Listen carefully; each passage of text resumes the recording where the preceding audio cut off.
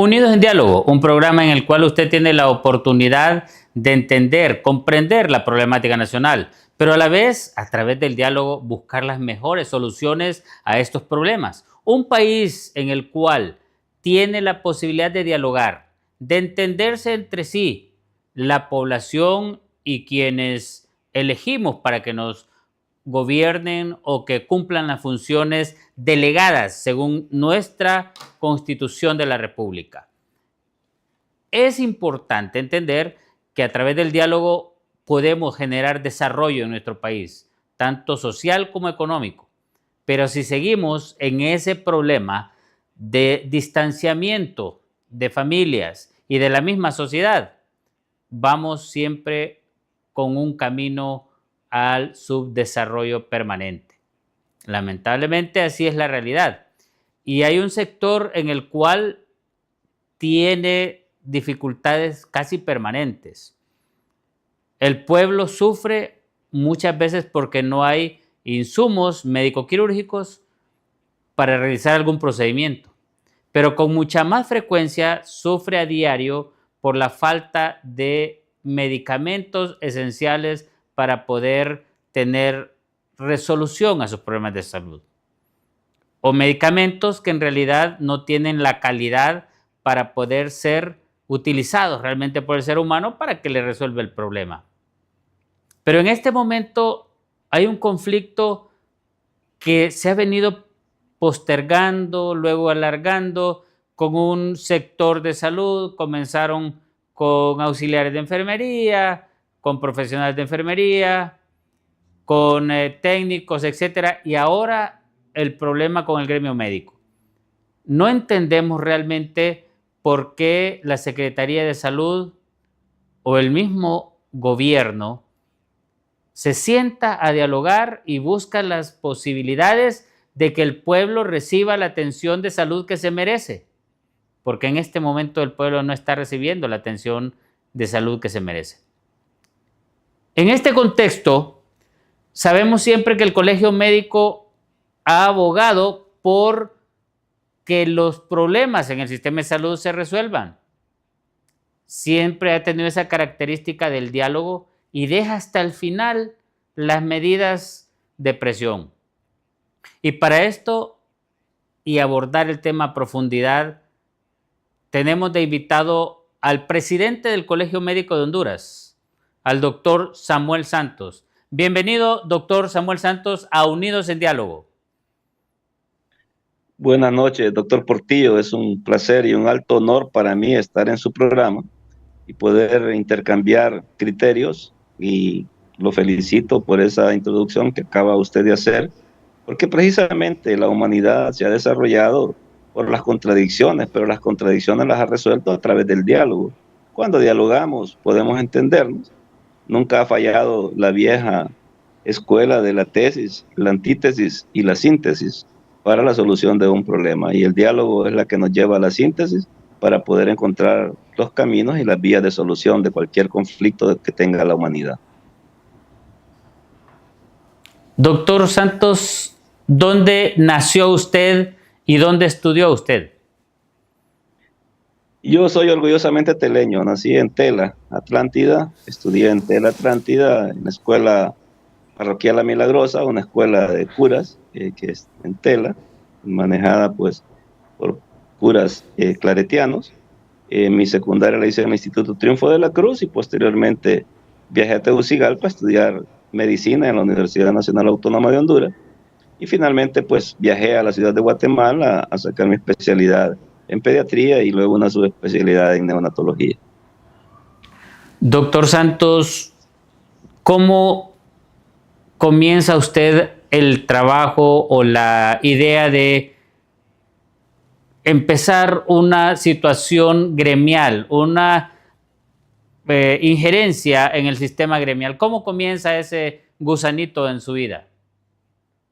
De niño yo fui formado en la iglesia católica, con la opción preferencial por los pobres, lo que en aquel momento se conoció como teología de la liberación, y recibimos esa formación solidaria para con los más necesitados y siempre acompañar las causas justas del pueblo de Honduras, vivir con el pobre desde el lugar del pobre, no ir a enseñarle al pobre a vivir en pobreza. El pobre es experto en vivir en pobreza. Nosotros llegamos a donde está el pobre, no como maestros, sino como aprendices, como estudiantes, para aprender a multiplicar los peces y los panes. Créame que los pobres son capaces de alimentarse todos con 2 panes y 2 peces, tal como lo hizo Cristo. Entonces, esa fue nuestra formación. La Iglesia Católica nos dio la formación para poder siempre sentir profundamente en nuestro ser las injusticias que pueda sufrir cualquier ser humano sobre la tierra.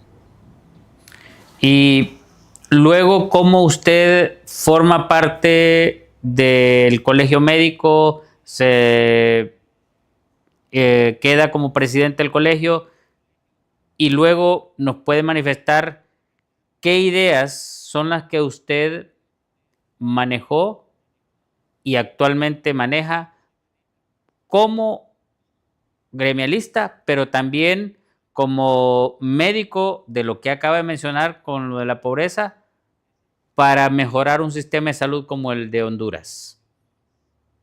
Sí, la participación gremial comenzó desde la secundaria realmente, ¿verdad? Yo fui dirigente estudiantil, hicimos luchas por la oficialización del instituto donde yo trabajaba, que era un instituto privado, y logramos la oficialización para que todos los muchachos de Tela tuvieran la oportunidad de estudiar en el Instituto Triunfo de la Cruz sin tener que pagar una colegiatura como se hacía en aquel tiempo. Posteriormente, en la universidad, cuando llegamos, pues teníamos una facultad de medicina que estaba anarquizada.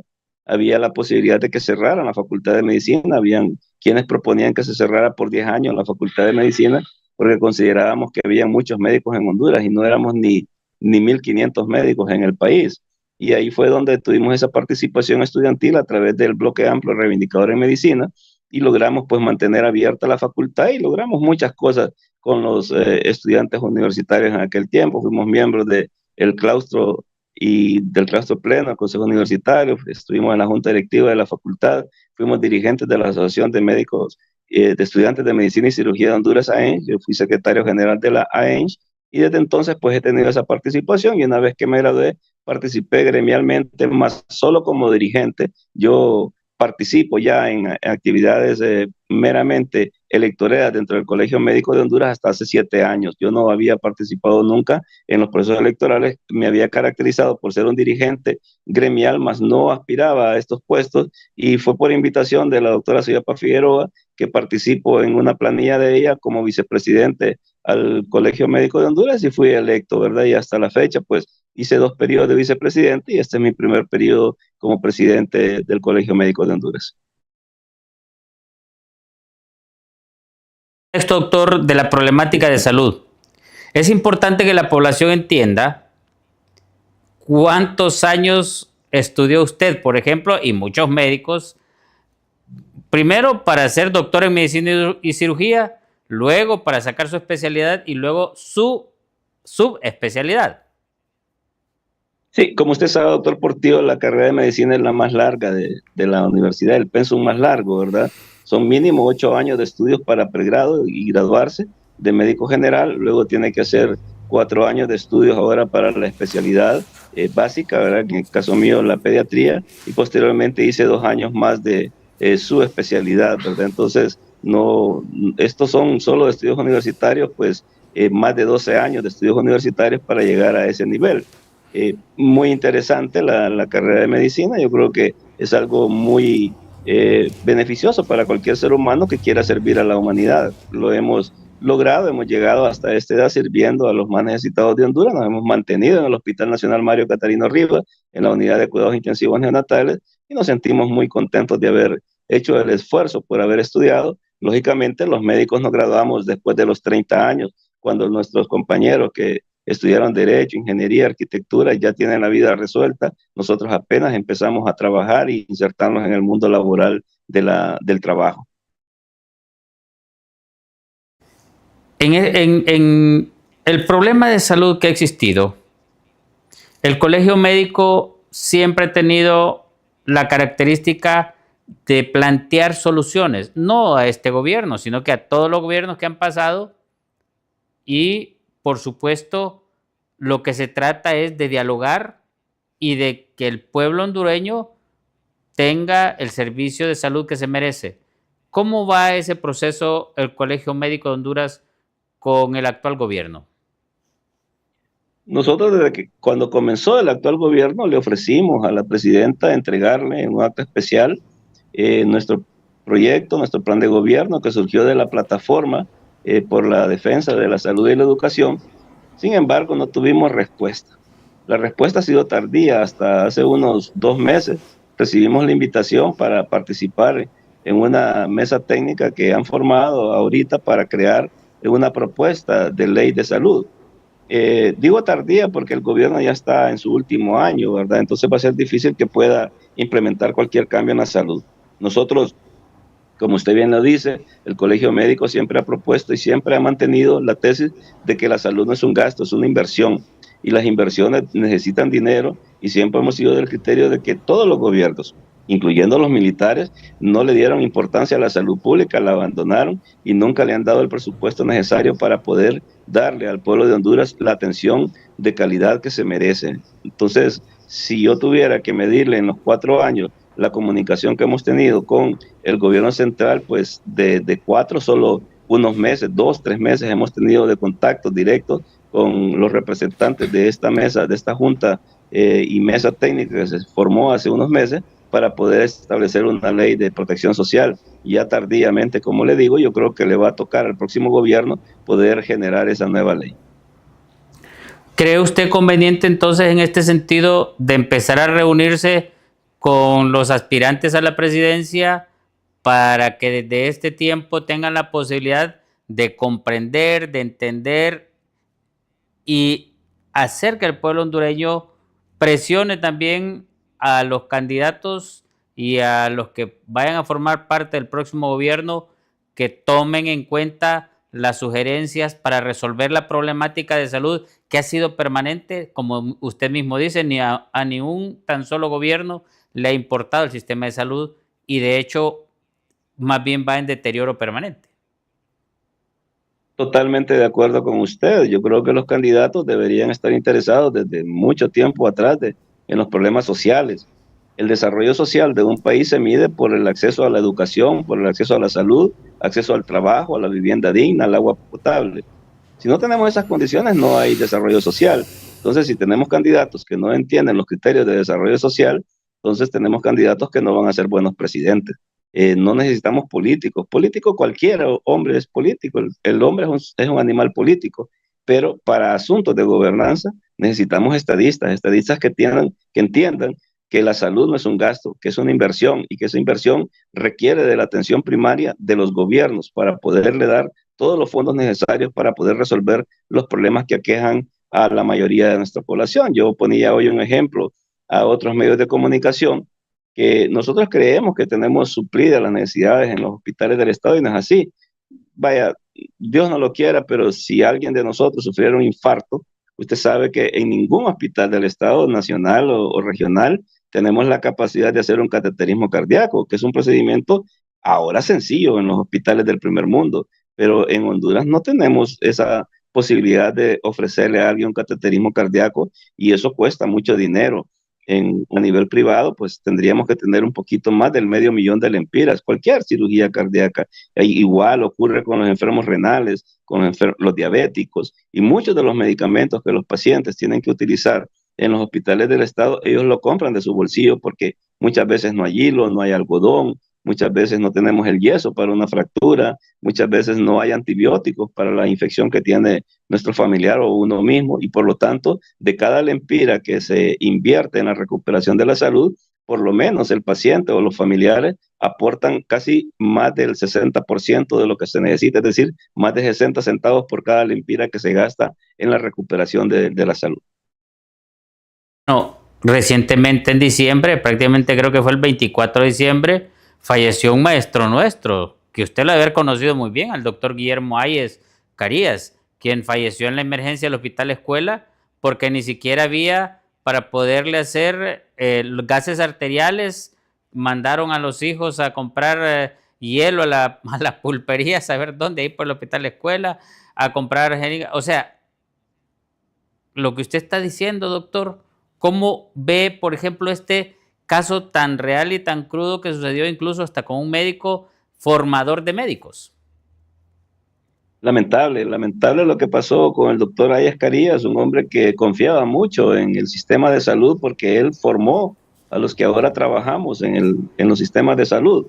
Y él creyó tanto que hasta el último momento prefirió irse al hospital escuela que irse a un hospital privado que bien lo pudo haber pagado, pero él confiaba como hombre de lucha que fue en que en el hospital podían resolverle ese problema. Y no es que los médicos no le querían resolver su problema, es que no habían las condiciones necesarias para atenderlo y como usted bien dice, tuvieron que enviar los gases arteriales a una clínica privada y el tiempo que se pierde en ese tipo de situaciones es vital para darle y mantener la vida de un paciente. Pero si esto pasó con el doctor Ayes Carías, maestro de generaciones de médicos, incluyéndolo a usted también y a mí, imagínese usted lo que pasa con un campesino que viene de tierra adentro, que no conoce la capital, que no sabe cómo llegar a una clínica privada o no tiene el dinero para pagar los gases arteriales o cualquier otro estudio que necesite o un material que le pidan. Hay equipos médicos que hay que utilizar en el cuerpo y que tienen valores prohibitivos para cualquier hondureño. Si le decimos a un hondureño promedio que tiene que comprar un aparato que cuesta 20,000 lempiras, una prótesis ortopédica o algo así,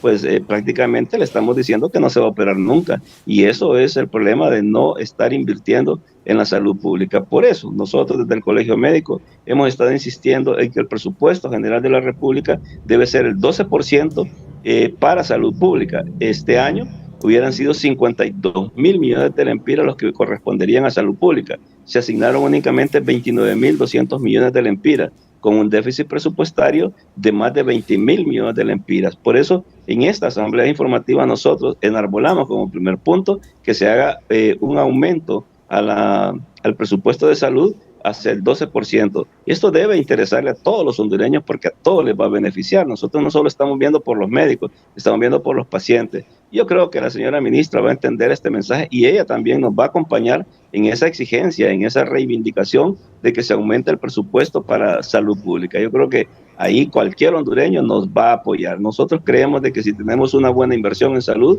vamos a poder brindar los mejores atenciones que tenemos. Ahora tenemos jóvenes formados en el extranjero con muy buenas especialidades que pueden resolver y hacer, mire, aquí se podrían hacer hasta trasplantes cardíacos, tenemos excelentes especialistas, pero no tienen las herramientas necesarias para trabajar en ello. Doctor, ¿qué considera usted, por ejemplo, porque hay alguno que otro sector e incluso algún sector del gobierno que creen que realmente brindar una adecuada salud al pueblo hondureño es un gasto? Cuando nosotros tenemos la estructura de cualquier país, lo principal es el ser humano. Y si el principal o lo primordial de un país es el ser humano, entonces tiene que ver mucho con la salud, no como algunas personas piensan que es un gasto. Totalmente de acuerdo con usted, ¿verdad? La salud no es un gasto, es una inversión. Y es una inversión muy justa para el ser humano. Por eso le mencionaba a usted que el desarrollo humano es el pilar fundamental en donde se cimenta el Estado y la democracia. Si nosotros le ofrecemos al ser humano salud, educación de calidad, una vivienda digna, agua potable, servicios básicos de atención del ser humano, no necesita más. El ser humano no es exigente, solo pide lo necesario. Con un buen trabajo, acceso a la salud y a la educación, con eso es más que suficiente para que los pueblos puedan vivir en concordia, en paz y armonía. Sin embargo, nunca se ha dado el presupuesto necesario a salud pública. Solo vea usted este año el déficit presupuestario, como lo ha sido en los últimos 40 años, es un déficit de más de 20,000 millones de lempiras y con eso no se puede cubrir tanto gasto como son los salarios, como son la compra de medicamentos, de insumos, de materiales. Nuestra población se queja de que tiene que esperar una cita para dentro de 4, 6 meses, un año, pero es que no hay especialistas contratados para atenderlo. Cuando solo hay un endocrinólogo en un hospital del estado, tiene que esperar mucho tiempo para que ese endocrinólogo lo pueda ver, sobre todo cuando tenemos miles de casos de diabéticos. Es imposible que un solo especialista pueda ver cientos de pacientes en un solo día. Por lo tanto, debemos nosotros de invertir más en la parte humana, en la formación de más médicos especialistas, pero también contratarlos con sueldos dignos, ¿verdad? Hasta hace poco se hizo una variación en la salario base de los médicos. El médico general devengaba un salario de 29 mil millones y logramos, perdón, de 29 mil empiras y logramos subirlo a 36 mil empiras. Y el médico especialista pasó de 32 mil a 44 mil empiras, pero esa base salarial solo se está respetando en alguna parte de la Secretaría de Salud y fue una base importante, no lo negamos, pero es importante que se respete el rol rector de la Secretaría de Salud, que es el que define cuál va a ser la política salarial en el país para los médicos y todo el personal de salud. Sin embargo, las instituciones descentralizadas, incluso el Instituto Hondureño de Seguridad Social, no está cumpliendo con esa base salarial. Los entes descentralizados, otras instituciones como COPECO, 911, centros penitenciarios, Hospital Militar, Hospital María y otros hospitales del país que trabajan en la modalidad descentralizado o en centros de salud como en Intibucá, Copán, Lempira, donde trabajan nuestros colegas en la parte rural como modalidad descentralizada, no están recibiendo ese beneficio de la nueva base salarial. Entonces, cuando se mira este tipo de situaciones, nos damos cuenta de que muchos médicos hondureños, sobre todo los jóvenes, están optando por irse de Honduras.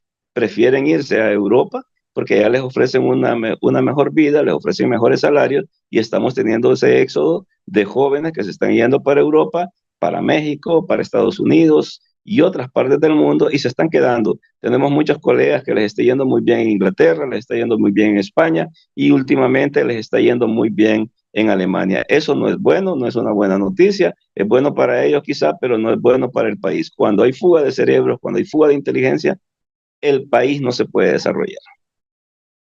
Importante eso que acaba de decir, doctor. Pero si usted recuerda, hubo incluso una ministra de Salud que mencionó que alegremente había ahorrado un 60% del presupuesto de un año. Y no entendemos realmente la forma como un funcionario habla de esa forma, en ese sentido, cuando el presupuesto que usted tiene planificado, tiene que ejecutarlo en base a lo que usted programa hacer en el año. Eso de ahorrar en un presupuesto en una institución estatal no es un beneficio para la población, más bien es un daño y es un deterioro, en este caso, de lo que es el sistema de salud. Sí, fue desafortunado eso. Yo no sé cuántas vidas costó ese ahorro, entre comillas ahorro, ¿verdad? Porque no hay ahorro. Ahí lo que hubo es que no hubo ejecución presupuestaria, no se sabe en qué se gastó el dinero, pero todas las personas que no pudieron ser atendidas en ese año y que fallecieron ese año por enfermedades crónico-degenerativas o accidentes que no se pudieron recuperar en los hospitales del Estado, es responsabilidad de quien no hizo la ejecución presupuestaria. Por eso es muy importante entender que salud no es un gasto y no debemos ver como ahorro que no ejecutamos ese presupuesto. Ahí pudieron haber ocurrido dos cosas, que el presupuesto no existía, que solo existía en el papel, o el presupuesto se utilizó en otras cosas, como ocurre siempre en campañas políticas, que no tienen nada que ver con salud. Ahora es muy común ver en los hospitales del Estado mucho personal supernumerario, personal administrativo, que ocupan incluso hasta los pasillos. Tenemos hasta supervisores de médicos que son muchachos jovencitos que de medicina no saben nada, pero están supervisando que el médico no se tarde más de 10 minutos en atender a un paciente. Es decir, que el médico le restringe hasta el tiempo para ver a un paciente. Y usted sabe que a un paciente diabético, hipertenso y con muchas comorbilidades no lo podemos ver en 10 minutos. Pero tenemos ahí los supervisores que si usted se tarda más de 10 minutos lo reportan y le pueden hacer hasta una audiencia de descargo porque usted está dedicándole mucho tiempo a los pacientes. Y así ocurre pues en nuestros hospitales. Ese ahorro famoso que se dio, pues no fue ahorro, sino que yo pienso más bien que ese año muchas vidas se perdieron por el famoso ahorro de ese año. Y en el caso de la fuga de cerebros que usted acaba de mencionar, doctor, ¿tiene el colegio médico más o menos una cifra aproximada de cuántos colegas que se van a estudiar con mucha frecuencia a Alemania, España, como dice usted, incluso a Canadá, prefieren quedarse en esos países porque hacen falta médicos y la desventaja que tenemos en este sentido es que ese médico que se va a formar a esos países le costó a Honduras, al pueblo hondureño, con los impuestos que paga, la formación del médico como doctor en medicina y cirugía, y perder esos años de inversión en esa persona que se va a estudiar a otro país y se quede en otro país porque en Honduras no hay opción. ¿Cuántos médicos estamos hablando más o menos, doctor, en ese sentido? Y fíjese que esa es la tragedia, que nosotros estamos invirtiendo en la formación del médico general, que usted sabe que es cara, y lo están agarrando los países ricos. Alemania no desaprovecha esa oportunidad. Toma ya el personal terminado de medicina general, lo toma, lo pule, lo especializa y se queda con él. Eso es obtener inteligencia. Nosotros tenemos más de 400 médicos en el extranjero ahorita que se van a quedar en Europa, solo en Europa. En España, el número de médicos extranjeros más numeroso que hay son los médicos hondureños. Y no es que nos los estén robando, es que los muchachos están huyendo, porque aquí no les estamos dando las oportunidades, no les estamos dando una posibilidad de desarrollarse científicamente. No es que no quieran vivir en Honduras o que no quieran su patria, es que no encuentran en nuestro país la posibilidad de desarrollar los conocimientos. Y si esto sigue así, al ritmo que vamos, en 1 o 2 años vamos a tener más de 1000 médicos que nosotros los hemos formado. Y si usted saca las cuentas de cuánto cuesta formar a esos 1000 médicos, se dará cuenta de lo que estamos perdiendo. Pero el dinero es lo de menos.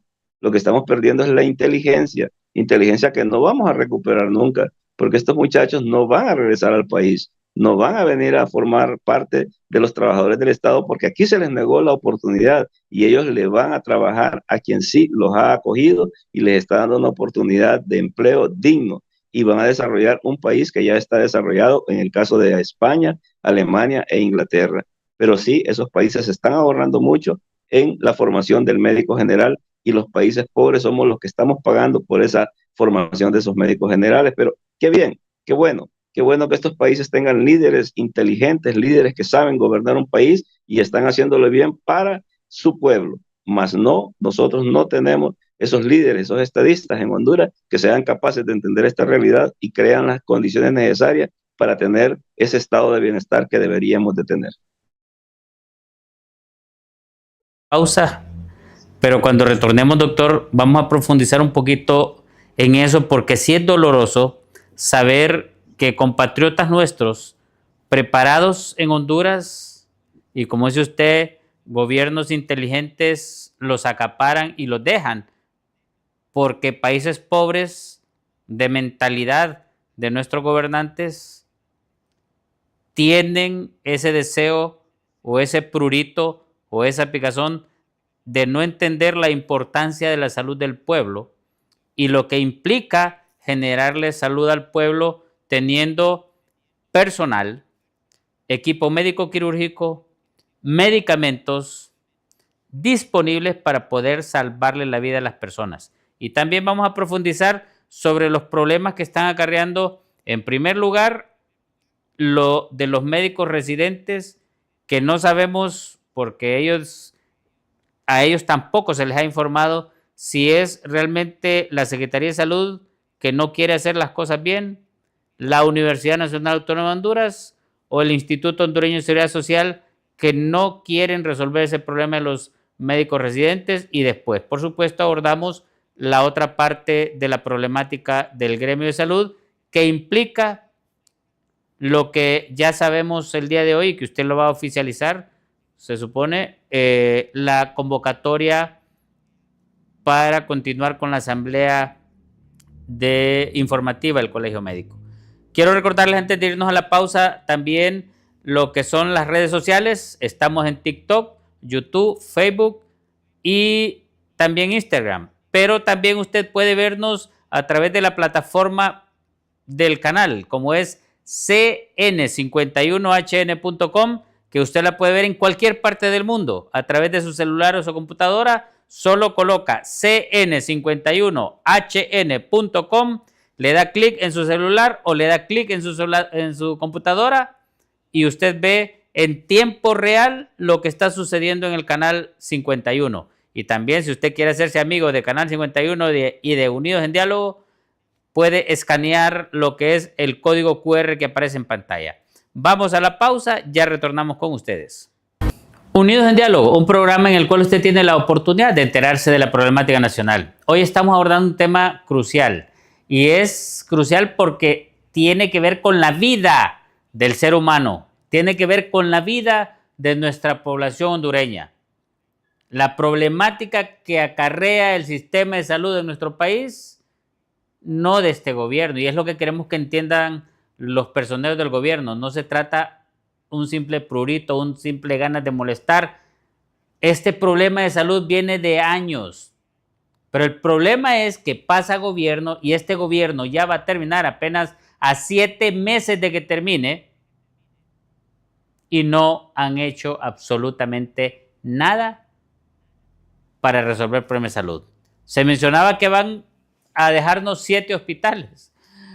Uno de los colegas de los 33 médicos que hay en el Congreso Nacional nos dijo al final que probablemente lo que dejen un hospital en nivel de etapa gris, o sea, solo el cemento.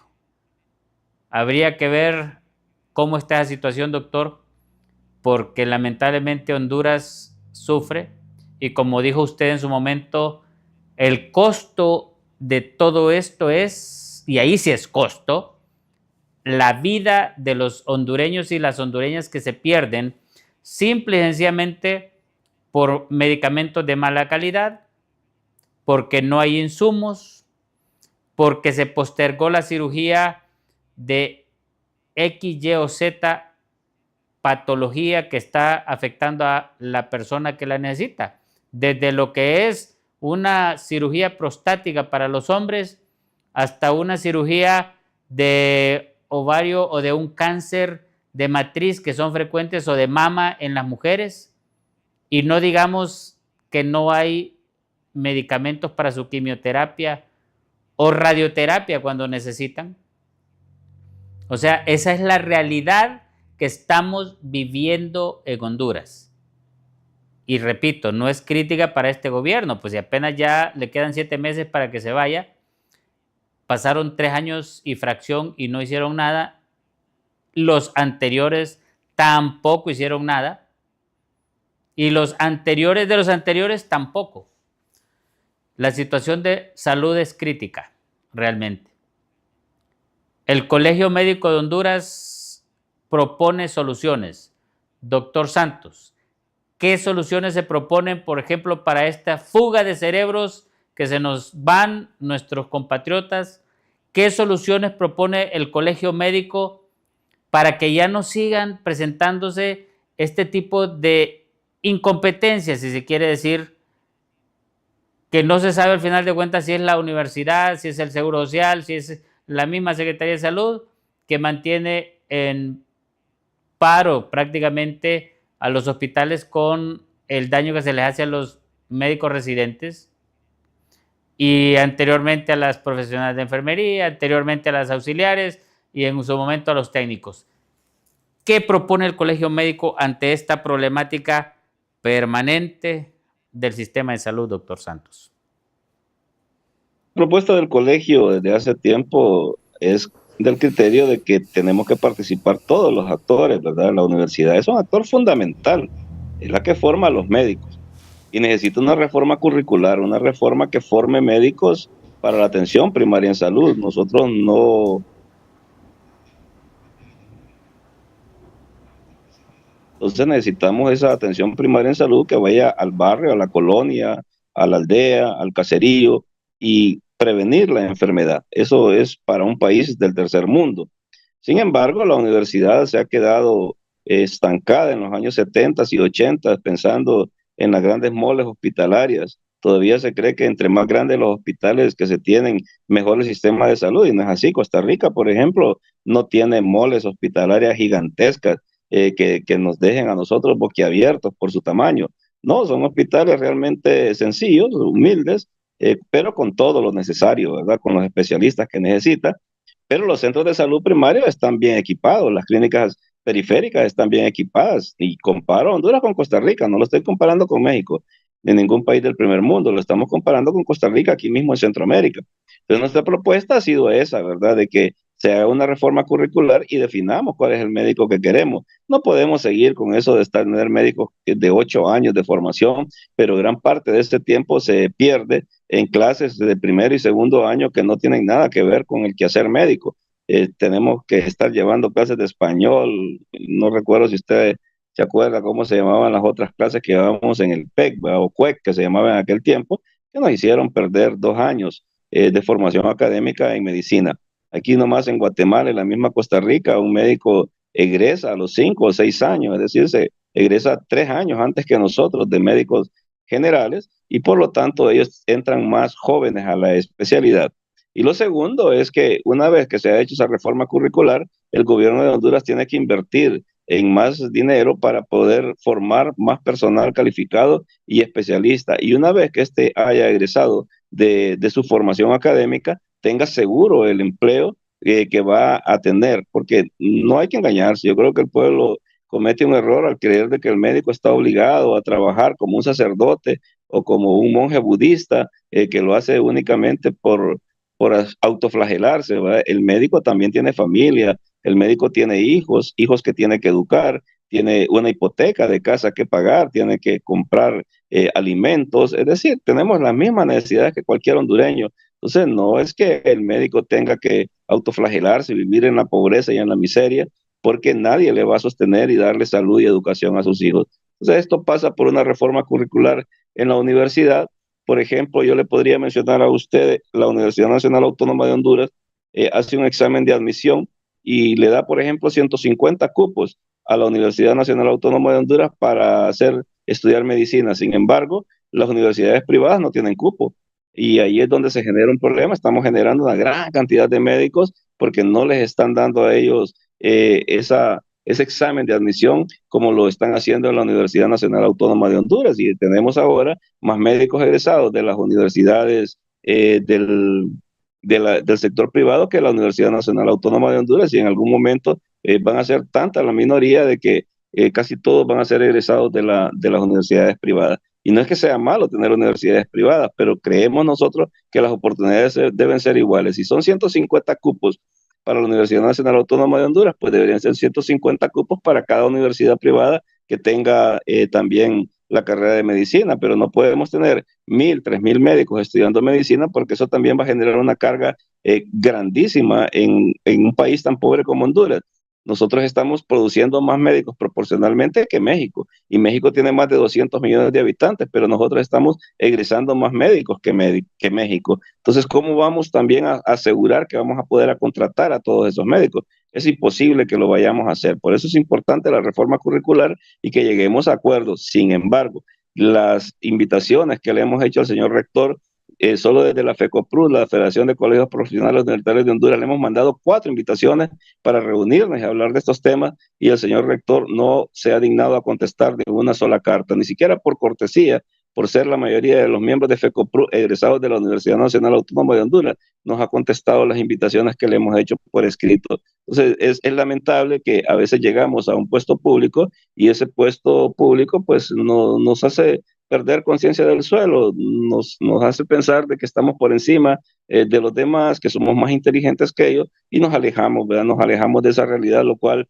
posteriormente nos puede pasar factura. La verdad que yo siempre he pensado de que un puesto no me hace más importante o menos importante. Yo seré importante por lo que haga en mi vida privada. Más sin embargo, el puerto público no me va a dar mayor o menor importancia a mí como ser humano. La humildad es importante en este tipo de casos y necesitamos, sí, en este momento, un rector más humilde, un rector más comunicativo, un rector que sepa vincularse con el pueblo. Una universidad que no está vinculada con el pueblo y que no entiende las necesidades del pueblo, esa universidad está condenada a no ser la universidad que el pueblo mismo quiere. Y la Universidad Nacional Autónoma de Honduras se paga con dinero del pueblo. Por lo tanto, el rector no es un rector VIP, es un rector de la Universidad del Pueblo, y él debe escuchar a su pueblo y debe escuchar a los que hemos egresado de esa universidad o de otras universidades, porque justamente de eso se tratan las universidades, de ser universales. La universidad del pensamiento humano se transforma en conocimiento dentro de la universidad y en la capacidad de poder resolver problemas de salud, arquitectónicos, de ingeniería o cualquier carrera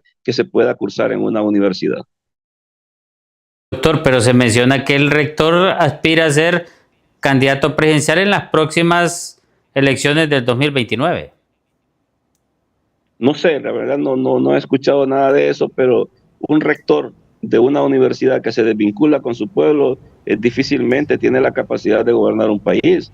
Usted recuerda, los rectores que tuvimos en el pasado sí estaban vinculados con su pueblo, con Almendares Bonilla, el mismo Jorge Arturo Reina. Tuvimos buenos rectores universitarios que se vinculaban. La extensión universitaria fue excelente en esos años. Se construyeron centros universitarios regionales, pero en este momento vemos a una universidad desvinculada del pueblo, una universidad elitista, una universidad que no le está dando oportunidad a los jóvenes estudiantes a tener una participación en los espacios de diálogo que debe tener la universidad. El joven profesional se va haciendo profesional en la medida que su universidad le da los espacios de diálogo y de participación en la toma de decisiones. Por eso la reforma de Argentina, ¿verdad? La reforma universitaria tuvo tanto éxito en Rosario y se extendió por toda América y el mundo, pero en los últimos años se ha destruido ese proceso de reforma universitaria y vemos nosotros cómo ahora los rectores se han convertido en una especie de sacerdotes, ¿verdad? Intocables, que no pueden caminar junto al resto de los mortales. Entonces, no sé, no había escuchado ese deseo del señor rector, pero está utilizando una táctica equivocada, así como el rector está desvinculado del pueblo, que eso no puede ocurrir porque la universidad no puede estar sujeta a caprichos personales de nadie.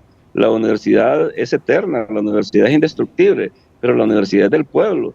Y si nos desvinculamos del pueblo, pues esa universidad no podrá ser nunca la catapulta política para alguien para un puesto tan importante como la primera magistratura del país. Para obtenerlo de ese modo tendríamos que tener a un rector que se vincule con las necesidades del pueblo y vaya al barrio, vaya a la colonia, vaya a la aldea con los estudiantes de sociología, con los estudiantes de agronomía, llenarse los zapatos de lodo, ir al barrio con los estudiantes de medicina, ir a ver cómo vive la gente pobre de nuestros barrios, colonias y aldeas. Eso es lo que debe hacer un rector, estar vinculado a esa formación del profesional que él está haciendo en su universidad, pero no se puede desvincular jamás de esas necesidades del pueblo. Y en relación a la responsabilidad que debe tener la Secretaría de Salud como rectora del ente de salud en relación a la problemática que ha existido en el país sobre la salud del pueblo hondureño, ¿qué recomendaciones tiene el Colegio Médico para que realmente este gobierno y los próximos gobiernos que vengan, y yo le insistiría a usted que humildemente también usted convoque a los candidatos presidenciales públicamente para que sepan y entiendan todos, que no diga el que ganó o el que no ganó, que no se daba cuenta realmente de la problemática de salud del pueblo hondureño? Sí, y fíjese, para terminar el segmento del rector, y en honor a la verdad, yo soy testigo de que también la ministra de Salud le ha enviado igual cantidad de misivas al señor rector para que nos reunamos, universidad, Ministerio de Salud y Colegio Médico, y tampoco le ha respondido a la ministra de Salud para resolver estos problemas que nos aquejan ahora. Es decir, hay que ser también un equilibrado al momento de decir la verdad. Y nosotros le hemos dicho siempre al gobierno, yo creo que los ministros de salud no son los culpables de lo que está pasando. El problema es la clase política que está en el Congreso Nacional de la República, que no le asigna el presupuesto suficiente a los ministros de salud, por muy buena intención que pueda tener un ministro de salud, sin los suficientes recursos económicos para desarrollar la secretaría, va a ser imposible.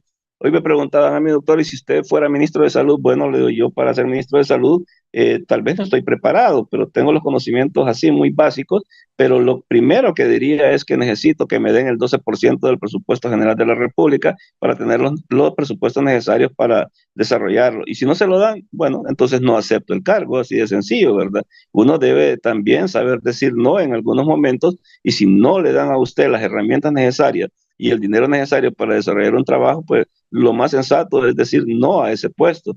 Pero bueno, cada quien es dueño de sus decisiones, y yo creo que en este momento que nosotros estamos enarbolando esa reivindicación de aumentar más el presupuesto para la Secretaría de Salud, debemos de estar unidos todos, pueblo, médicos, enfermeras, trabajadores de la salud, la misma secretaria de Estado en el despacho de Salud Pública, nuestra ministra, debe unirse a ese clamor popular de aumentar el presupuesto para salud pública, lo cual se reflejaría en mejores condiciones de atención de salud para el pueblo de Honduras.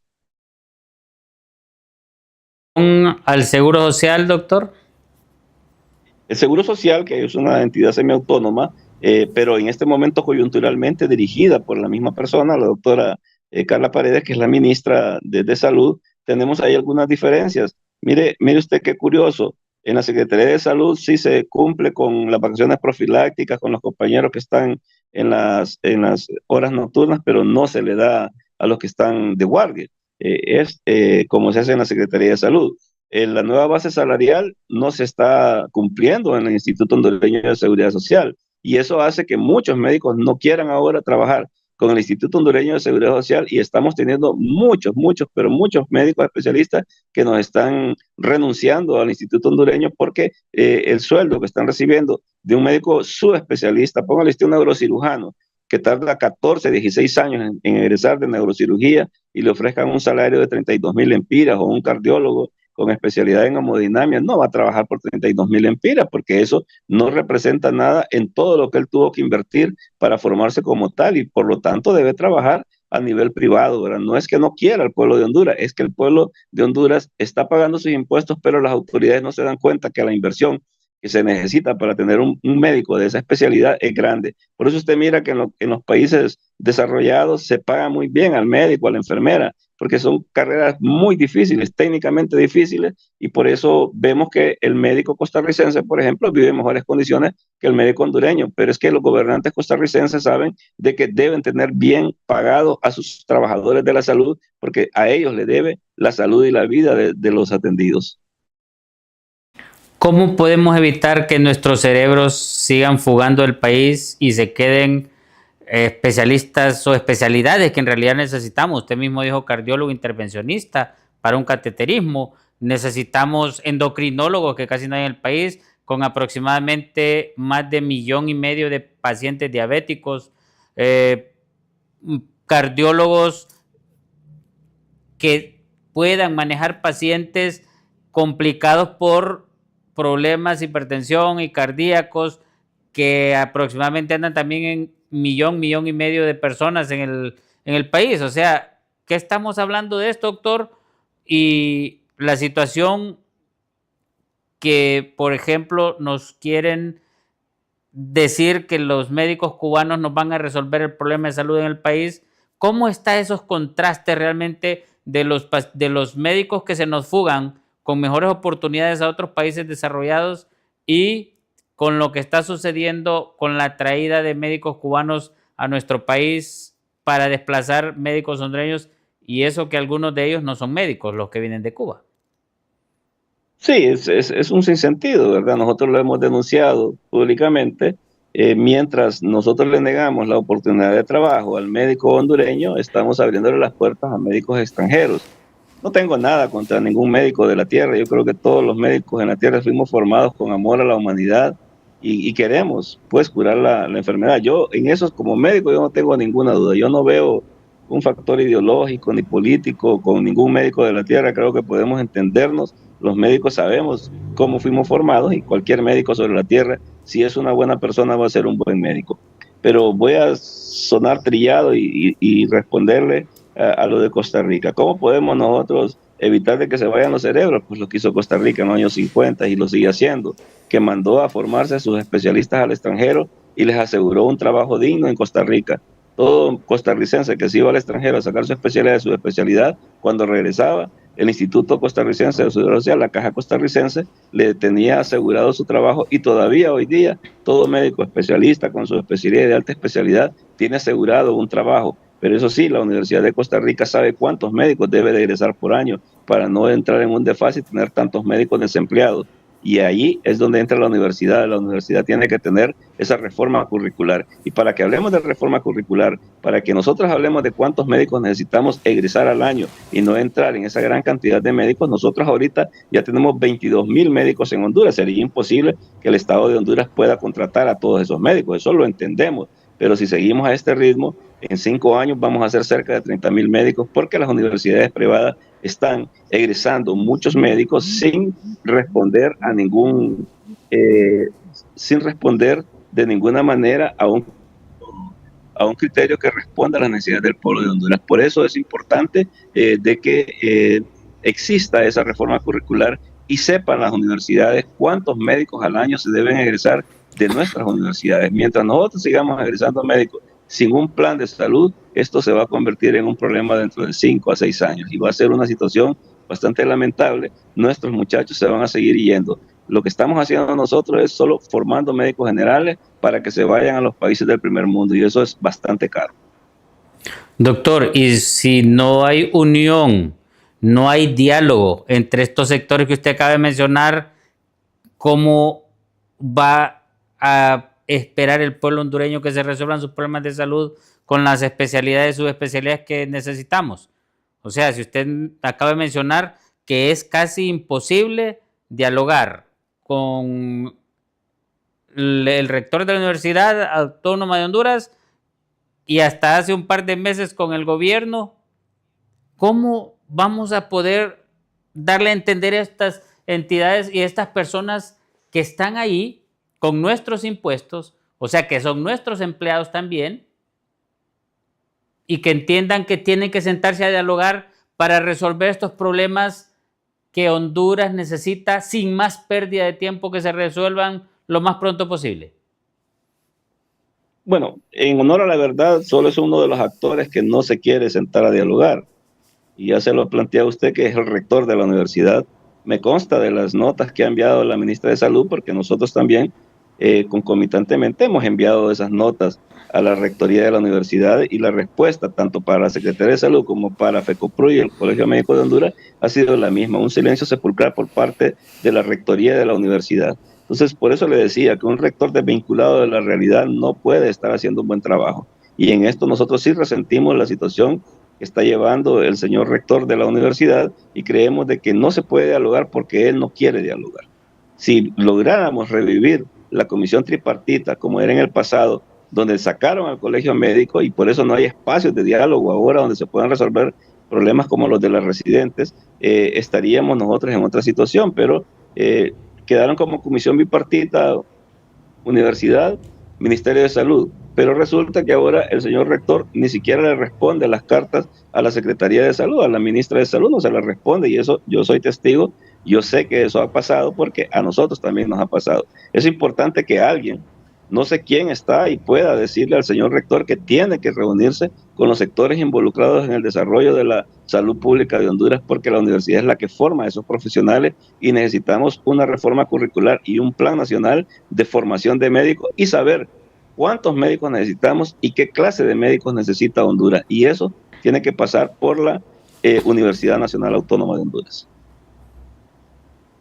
¿Qué acciones piensa tomar el Colegio Médico en relación al problema que hay con los médicos residentes y a los problemas que hay con los médicos agremiados al Colegio Médico que también, y principalmente los del Seguro Social, como usted mencionó, y otros del sector de la Secretaría de Salud? ¿Qué acciones va a tomar el Colegio Médico al respecto, doctor? Bueno, nosotros llamamos ya mañana a asambleas informativas, ¿verdad? Porque no hemos podido resolver este problema en 2 semanas que llevan los muchachos exigiendo que se les resuelva este problema y ya sabemos nosotros que la universidad debió haber pagado, ya fueron transferidos los fondos por parte del Seguro Social y transferidos los fondos por parte de la Secretaría de Salud. El problema radica, y está sencillo resolverlo, ¿verdad? La Secretaría de Salud dice que no le va a pagar a los médicos repitentes. Y lo entendemos, podemos entenderlo, sin embargo, hay una decisión tomada en el pasado de que sí se podía repetir en Honduras un año de residencia y eso es parte del derecho que tienen en este momento. Si quieren ya no pagarle a los médicos repitentes o que no hayan médicos repitentes, como ocurre en todo el mundo, no hay repitentes en las residencias, de acuerdo, pero lo que tienen que hacer es dejar sin lugar y efecto el oficio que permitía que hubieran médicos residentes que pudieran repetir años en Honduras y dejarlo sin valor y efecto. Y de ahí en adelante, pues ya no existen repitentes, pero los que están ahorita y que tienen ese derecho, tienen el derecho de cobrarle. Y mire, si no les pagan y si lo sacan de la especialidad, ellos tienen derecho a hacer una demanda al Estado de Honduras y créanme que la van a ganar porque están bajo la ley, es legal y es legítimo porque lo dio la Universidad de Honduras, lo dio la Secretaría de Salud, ese derecho, y por lo tanto no se puede terminar de tajo. Esa es la parte importante del diálogo, la síntesis de las soluciones, ¿verdad? Si queremos quitar la repitencia, lo que tenemos que hacer es que de ahora en adelante se deje sin lugar y efecto la ley que lo permitía y generar una nueva ley que diga que en Honduras no se van a pedir las repitencias, así como existía en el pasado. Antes uno se iba de la residencia si no sacaba la nota mínima, pero desde que abrieron ese grifo, de que permitían que se hiciera médicos repitentes en la especialidad, estábamos generando este problema. Es importante de que nos sentemos a dialogar todos y ahí la universidad también tiene parte que decir y poder resolver este problema. Pero no podemos venir a decirles de la noche a la mañana a un grupo de personas que ya no tienen un derecho, que ese derecho lo generó precisamente la Secretaría de Salud y la Universidad Nacional Autónoma de Honduras, y el único que se opuso en aquel momento en que se hubieran repitentes en las especialidades fue el Colegio Médico de Honduras, porque sabíamos que este problema se iba a dar en el futuro. Doctor, ya estamos concluyendo el programa. ¿Qué nos puede usted resumir realmente ante el gobierno y las acciones que va a tomar el Colegio Médico? Porque el perjudicado al final de cuentas de todo esto es el pueblo hondureño, al cual el gobierno, la Secretaría de Salud y el Instituto Hondureño de Seguridad Social tienen que dar cuentas a corto, mediano y largo plazo. Sí, pues el Colegio Médico está obligado a defender a sus agremiados, ¿verdad? Nosotros no tenemos, fuimos electos para estar representando a nuestro gremio, no lo vamos a hacer en contra de la razón, ¿verdad? Pero sí siempre acompañados de la razón. Y en este momento, ¿de dónde surge el movimiento? Surge de una ilegalidad. El no pagar los salarios adecuados en mes a mes, pero tenemos un trimestre en que no han recibido salario los compañeros que trabajan bajo la modalidad de contrato e interinato. Los compañeros que están en la especialidad no han recibido su estipendio beca, no han recibido todavía el salario que les corresponde con la nueva tasa salarial a los médicos del Seguro Social y de otras instituciones descentralizadas, 911, Copeco, Hospital Militar, los compañeros trabajando en las zonas rurales con los descentralizados. Bueno, todo esto nos obliga a nosotros a tener que levantar una voz de protesta. Además de ello, la vieja práctica de la extorsión política, de que para firmar un contrato o interinato usted tiene que firmar un documento donde usted dice que voluntariamente, entre comillas voluntario, usted se cede una parte de su salario al partido de gobierno, lo cual no es cierto, no es voluntario, ¿verdad? Entonces yo creo que sí tenemos que avanzar mucho en esto como país. Solo porque los liberales y los nacionalistas lo hicieron, no es que los gobiernos que subsidian tienen que hacer lo mismo que hicieron. Lo que era malo sigue siendo malo y lo que es bueno pues sigue siendo bueno. Entonces yo creo que todas estas cosas surgen de estas ilegalidades. El movimiento no surge de nada antojadizo ni de un capricho antipopular de parte del Colegio Médico, todo lo contrario, y estamos enarbolando esta lucha precisamente con el aumento del presupuesto para la Secretaría de Salud. Nosotros estamos ofreciéndole ese apoyo más bien a la señora ministra, exigiendo que se aumente el presupuesto para su secretaría. Yo estoy seguro que ella estaría muy contenta si nosotros lográramos por lo menos unos 5,000 a 10,000 millones de lempiras más para la Secretaría de Salud. Haría muchas cosas buenas, sabemos que tiene capacidad de hacer cosas buenas y esperamos pues de que nuestros amigos diputados en el Congreso Nacional escuchen este clamor del Colegio Médico por mejorar la salud y ellos se reúnan lo más pronto posible. Si ahora andan en campaña política, ¿qué andan prometiendo los candidatos a diputados? Salud, educación, trabajo, vivienda al pueblo de Honduras. Bueno, que lo demuestren, que ellos van a darle eso, pero que no se esperen a ser electos, sino que ahorita los actuales diputados digan, bueno, sí, vamos a hacer una ampliación presupuestaria a salud pública y le vamos a aprobar 10,000 millones de lempiras más para que la ministra de Salud pueda trabajar en mejores condiciones. Yo creo que eso sería fabuloso y no es estarle haciendo oposición a la señora ministra, sino más bien la estamos acompañando y la estamos apoyando al pedir que se aumente ese presupuesto. Se agudiza el problema de salud, ¿no hay atención a partir de mañana en los centros asistenciales del país?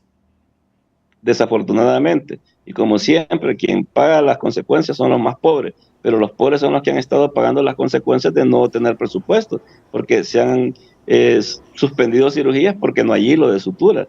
Es decir, y eso no fue porque había asambleas informativas o porque no le habían pagado al personal.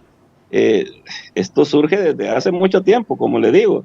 Aquí se van todos los gobiernos, liberales, nacionalistas y de libre, incluso militares, que los militares gobernaron por mano militar, ¿verdad? Por la fuerza y de facto a través de golpes de Estado gobernaron muchos años Honduras y ellos tampoco le prestaron importancia a la salud pública en Honduras y por eso estamos como estamos en este momento, como usted decía, a los de antes y a los de antes de los de antes, ¿verdad? Entonces ya se imaginará usted desde dónde viene la patología, pero en algún momento tenemos que hacer un procedimiento quirúrgico radical y terminar con ese mal. Hay que cortar lo que está malo, cortar por lo sano y seguir hacia adelante, ver un futuro más promisorio para la salud pública, haciendo planes de gobierno que sean capaces de resolver los problemas de salud del pueblo de Honduras. Sus palabras finales, doctor, porque ya finalizamos.